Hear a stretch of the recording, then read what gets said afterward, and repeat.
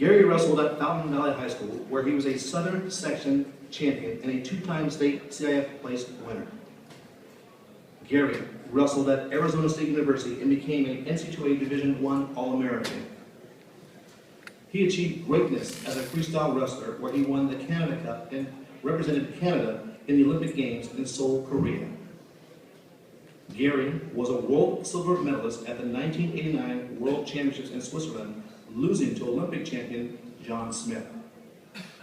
Ladies and gentlemen, inducted into the 2013 California Wrestling Hall of Fame, Mr. Gary Bohay.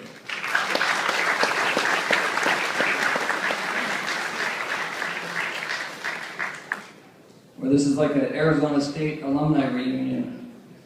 Boy, I'll tell you, this is about the last thing I was expecting at this point in my life. With all the great wrestlers that come from California, it's just hard to believe I've been included in this distinguished group. As a matter of fact, I'm hoping to get Dan Henderson's autograph before the night's over. Good luck next month, Dan. I was reading recently about the NCAA tournament statistics from this last year and learned that the state of California had 7 NCAA All-Americans, only second to Pennsylvania and Ohio, which really speaks volumes about the strength of Arizona, or of California wrestling, sorry.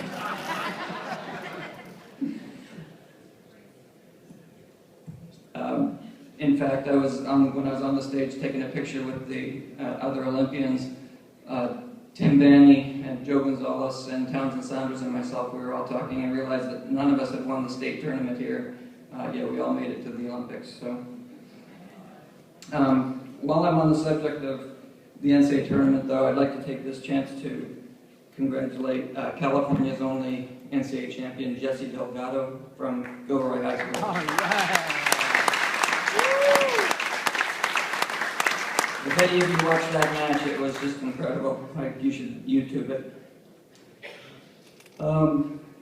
My wrestling career began after my freshman year football campaign, when I couldn't break 100 pounds.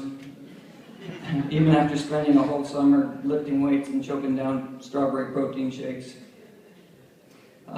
It wasn't long, though, that in high school I was introduced to the fine art of weight cutting. I tried to maintain a 105-pound stature throughout high school, and that didn't work very well. I remember years around Thanksgiving and Christmas, the family would be at the table enjoying their turkey and stuffing and potatoes, and I'd be sitting there eating a hamburger patty and a piece of lettuce. And that was year after year. But then that was followed by a long run wrapped up in plastic sweats, of course.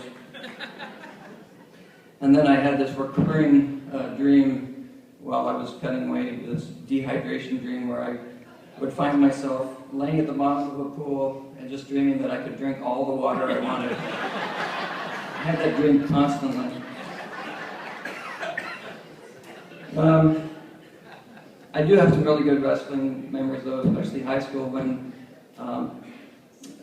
at the state tournament my senior year, some friends and family, we all piled in an RV and we went up and spent the whole weekend, and as we did every weekend, at a gym full of smelly teenage boys.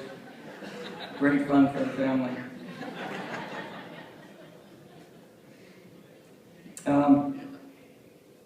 My high school wrestling coach, John Rosales here, had a huge influence in my life. He was also the wise football coach that my freshman year that kind of directed me toward the wrestling room. So I'd like to thank John for kind of putting me in the right direction at that time in my life. I'd also like to thank my first varsity wrestling coach for helping us win the CIF championship my junior year in 1977, Coach Wayne McCallion, who's here.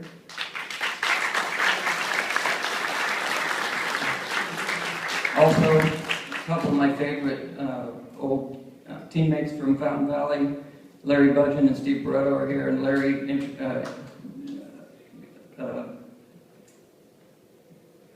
Larry especially because you nominated me for the award. Steve, I'm glad you're here too, though.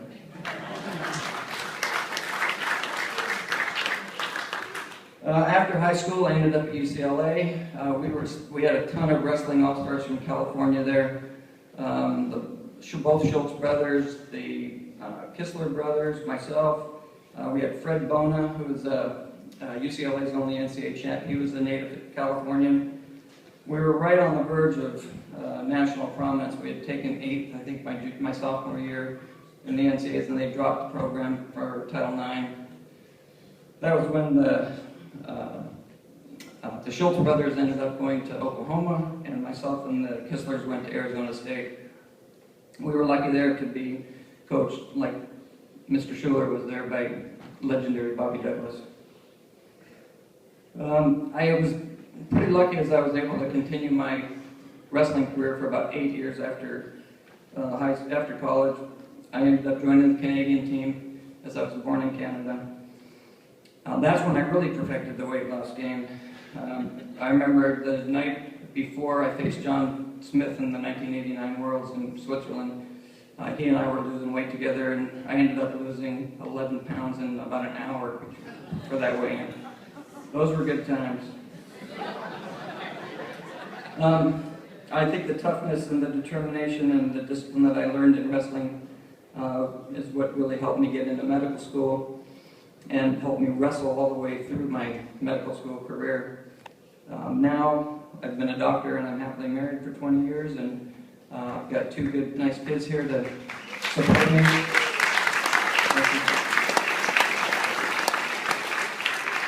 I would just like to finish by saying that I'm proud to have been a wrestler, and I still think of myself as a wrestler to this day.